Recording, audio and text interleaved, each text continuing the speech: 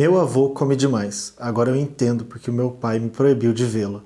Eu sempre ouvi dizer que era proibido perguntar sobre o vovô. No momento em que eu falava vovô, meu pai já explodia. Os olhos dele escureciam, a mandíbula travava e toda vez eu ouvia a mesma coisa. Ele não faz mais parte dessa família.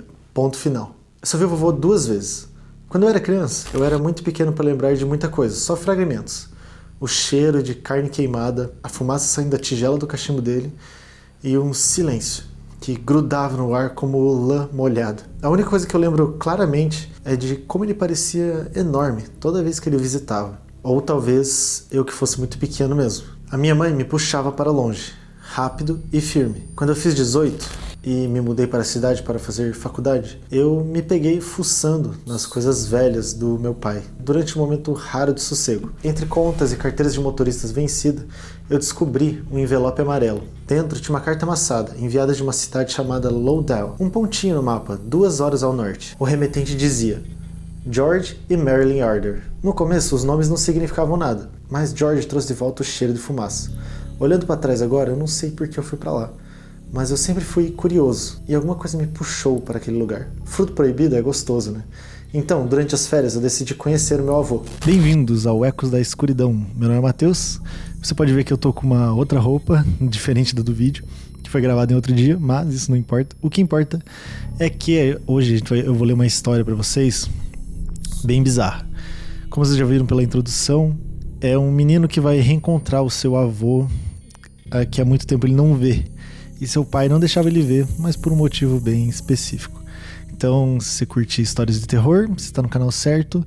Eu sempre trago histórias aqui toda semana. Tem também os shorts, onde eu trago alguns vídeos de coisas aleatórias, bizarrices. Mas é isso, então vamos lá, se aconchega aí, pega um chá, um café, alguma coisa e bora escutar essa história. Vamos lá. Eu ensaiei perguntas, porque ele e meu pai estavam afastados, o que aconteceu, mas nada disso ia importar. Lowdale era menor do que qualquer cidade que eu já tinha visto. Um posto de gasolina, uma lanchonete, um mercado e casas espalhadas pelas estradas sinuosas como dentes caídos. O último trecho da parada do ônibus, eu fui andando. No final de um caminho de cascalho, emoldurado por árvores secas e silêncio, ficava uma casa de madeira vermelha. Ele abriu a porta antes que eu pudesse bater. Meu Deus do céu, ele berrou, sorrindo com largos dentes tortos. Ai, que chegou, meu neto favorito. Nossa, que bom te ver. O vovô era enorme. O corpo dele mal cabia na porta.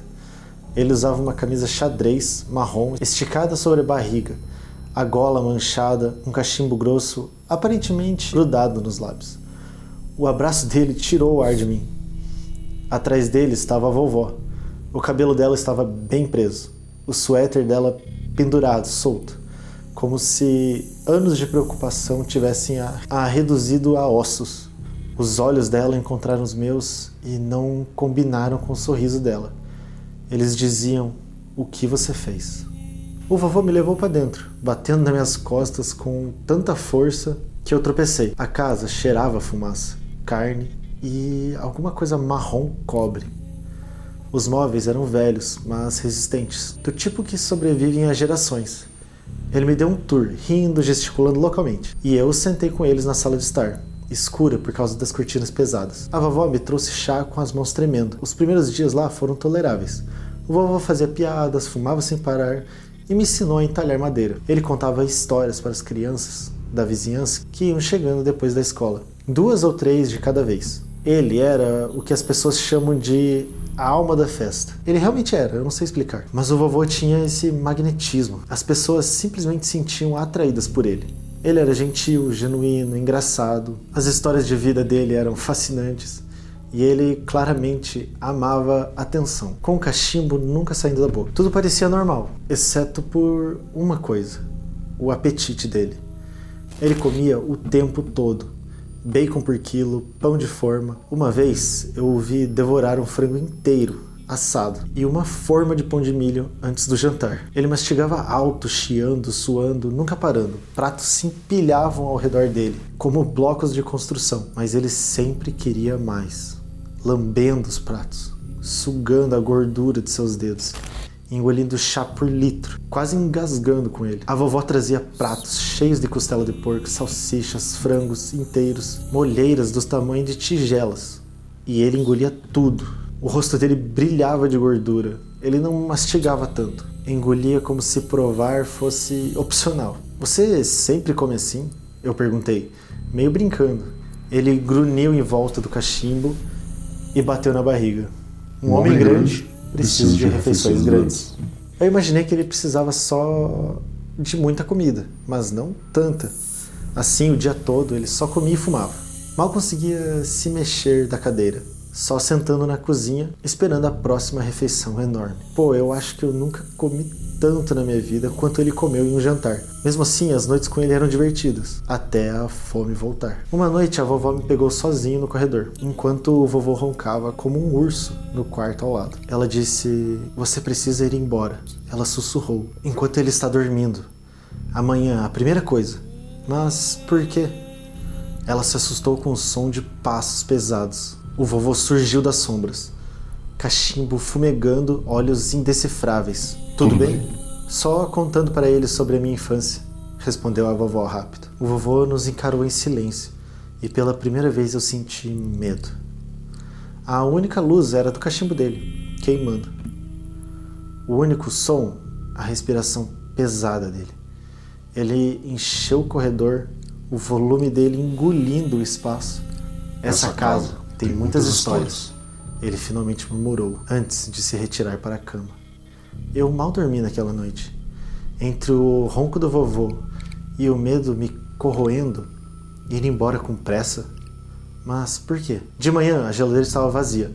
O vovô estava sentado à mesa, lambendo os lábios, respirando fundo. Onde essa mulher se meteu, morrendo de fome por aqui? A vovó voltou com 3 sacolas de compras cheias e as desempacotou freneticamente, cozinhando enquanto o vovô se mexia rosnando. Incoerentemente, eu disse que não estava com fome. Uma mentira. Vê-lo comer, devorando até a cartilagem, me deu náuseas. Em vez disso, eu fui à loja, remoendo o aviso da vovó. Alguma coisa sobre isso estava começando a me assustar, especialmente pensando como ele come tanto. Na idade dele, obeso, fumando sem parar, como o coração dele ainda estava batendo. Na loja, o balconista e uma mulher estavam sussurrando, tensos, olhando para as janelas. O Ben perdeu outro porco, murmurou a mulher. O sexto? Coiote e urso? Perguntou a balconista vagamente. Quando foi a última vez que você viu um coiote? Muito menos um urso. Ah, desculpa, eu interrompi sem jeito. Animais estão desaparecendo? Você é novo por aqui, garoto? A mulher suspirou, lembrando de algo sombrio. Primeiro porcos, depois cabras, galinhas, até cachorros. O que sobrou são ossos, ruídos, abertos, como se alguma coisa sugasse os miolos. Mas ninguém viu um animal fazer isso. Sem rastros, sem sangue. De repente eu não conseguia respirar. Eu estava encharcado de suor. Eles não sabiam o que podia fazer isso, mas eu podia saber. E o vovô? Ele ainda ria, fumava, contava as histórias à noite. Ele me chamava para a varanda, onde crianças se reuniam como mariposas para ouvir a voz estrondosa dele. Uma menina mais velha, talvez 10 anos, sentava aos pés dele e perguntava: Seu Arder, o senhor tem medo de alguma coisa? Ele olhou para ela e sorriu lentamente. Só quando a carne acaba, ele disse, rindo como se fosse uma piada. As crianças riram também, já eu não. Quando eu perguntei sobre os animais desaparecidos, o vovô apenas riu com a boca cheia de ensopado. Tempos selvagens, hein? Me faz sentir jovem de novo. Ele jogou cartas comigo e com as crianças. Todo mundo adorava, mas eu fiquei inquieto, perto do corpo inchado dele, dos dentes amarelados, dele sorrindo através da fumaça, enquanto ele começava outra história. Boa demais, vivida demais, assustadora demais. As crianças se inclinavam com os olhos arregalados, enquanto o vovô se deleitava com a atenção delas. Até que a vovó, tremendo, anunciou: acabou a comida, não sobrou nada. Sem carne, sem ovos, nem farinha. Arrume mais! O vovô rosnou, as pupilas diminuindo para alfinetes. Eu tô morrendo de fome. Ele não se moveu da cadeira, mesmo quando fomos para a cama. Ele ficou na cozinha. Por volta das 3 da manhã eu acordei com sede e acendi a luz da cozinha. Então, quase como se tivesse um ataque cardíaco, o vovô ainda estava na cadeira, olhando para o mesmo lugar. A pele dele estava pálida, quase translúcida, veias roxas por baixo do cachimbo dele. O cachimbo dele tinha sumido. Pela primeira vez eu o vi sem ele. E só isso me fez querer me encolher em um canto. No começo eu pensei que ele estava morto, mas então ele tremeu, mais forte, suor escorrendo na testa. Vovô, você está bem? Eu sussurrei. Me arruma comida, garoto. A voz dele não tinha nenhum traço do homem que eu conhecia. Sem calor, só ameaça. Alguma coisa não humana. Eu vou na loja amanhã de manhã, só durma, vovô. Me arruma comida. Ele não olhou para cima. Eu passei por ele, desligando a luz. A noite toda, sons estranhos vieram de baixo. Rosnados, deslizes molhados, a porta da frente rangendo. Ao amanhecer, o vovô tinha sumido. A porta entreaberta. A vovó estava atrás de mim com os olhos vermelhos de fúria e arrependimento. Vá, neto, agora. Ele não vai se satisfazer com a comida da loja. Faça suas malas e vá embora. Mas o que aconteceu com o vovô? Como ele pode comer tanto? Você não quer saber o que acontece quando ele para de comer. Ela se virou para sair, mas congelou com a minha próxima pergunta. Por que você fica com ele? Se ninguém o controlar, fica muito pior. Naquela manhã, a cidade zumbiu com notícias. Um menino havia desaparecido. Durante a noite, só ossos foram encontrados. Limpos, sem nenhum pedaço de carne sobrando. Nenhum animal poderia ter feito isso. Eu sabia exatamente o que poderia ter feito. Quando voltei para casa, o vovô estava sentado na varanda. Cachimbo entre os dentes, fumaça envolvendo a cabeça dele. A camisa dele estava manchada, pior do que o normal. Ele olhava para o nada. Garoto! Ele roquejou, a voz grossa de fumaça. Me arruma alguma coisa da loja. Alguma coisa estava estranha naquela manhã. A postura dele muito rígida. Os olhos vidrados, os lábios rachados. Pele pálida e encharcada, como carne crua. Eu murmurei uma desculpa e fui fazer as malas. Então eu ouvi eles discutindo. As crianças vêm hoje à noite, ele rosnou. Elas querem histórias. Não, disse a vovó. Dessa vez, não. Eu vou ligar para a polícia. Você não vai fazer merda nenhuma. Então ela gritou. Não de medo, mas de raiva. Eu não vou deixar você se alimentar delas de novo. Eu recuei. Eu não queria saber o que isso significava. Não queria ver mais. O anoitecer caiu, rápido demais. As crianças chegaram a pé. Sozinhas, atraídas como mariposas. George esperava na varanda, inchado, suando, incapaz de se levantar. Bolhas cobriam suas mãos. A mandíbula dele alongada, ele ainda sorria, mas não como antes. Alguma coisa dentro dele estava empurrando para fora. A vovó implorou para que eles fossem embora. Vocês não entendem, ela chorou. Isso não é uma brincadeira. Vão para casa. Por favor, dona Arder, só uma história. As crianças imploraram. Saiam agora, ela sibilou. Deixe eles. A voz do vovô rosnou por trás, fazendo todo mundo pular. Crianças querem histórias. Ele fechou a porta atrás delas. O vovô inchou grotescamente, com os olhos vidrados. Ele olhou para eles. O cachimbo esquecido. Não conseguia ficar de pé. As crianças riram nervosamente em um semicírculo. Eu assisti impotente, sabendo que alguma coisa terrível estava chegando. Seu Arder, disse uma criança, não conte para nossos pais que nós estamos aqui, tá? Eles proibiram a gente de sair, mas nós precisávamos das suas histórias. Não vou contar. Então eu vi a camisa dele rasgando, as mãos dele inchando, a boca se abrindo mais do que possível. Ele caiu da cadeira no chão. As crianças gritaram. Eu também. Os braços dele derreteram, gordura pingando, como cera de vela. A barriga distendida dele arrastava no chão. Bolhas explodiram por toda a pele dele. Deus, me ajude. O rosto dele deslizou em um sorriso. Um sorriso molhado e irregular de carne e presas. A vovó se colocou entre ele e as crianças, agarrando um atiçador de lareira. Os olhos dela se voltando para mim. Corra! Chega, George, ela disse. Se você quer carne, me pegue. Ele não hesitou. Um movimento rápido. A cabeça dela desapareceu em sua boca. As crianças correram para a porta, mas estava trancada. Elas bateram, gritando. Eu fiquei paralisado, rezando para que isso não fosse real. Mas, infelizmente, era. O vovô, agora uma montanha rastejante de fome, se arrastou o seu corpo em direção às crianças. Eu queria poder dizer que ajudei, mas eu não consegui. Eu vomitei com os sons. Nem consegui olhar. Finalmente, eu me movi. correndo para o sol, com o coração batendo a mil. Eu fiquei lá, tremendo, ofegante, enquanto a casa se enchia com os sons do massacre, mastigando, ossos quebrando, uma voz depois da outra. E depois, silêncio. Cheirando, arranhando, alguma coisa enorme cambaleou pelo corredor, fungando, murmurando. Eu me pressionei nas vigas com muito medo de chorar. Horas se estenderam em séculos. Então uma voz molhada falou: garoto, volte, alimente seu vovô. Eu sinto seu cheiro.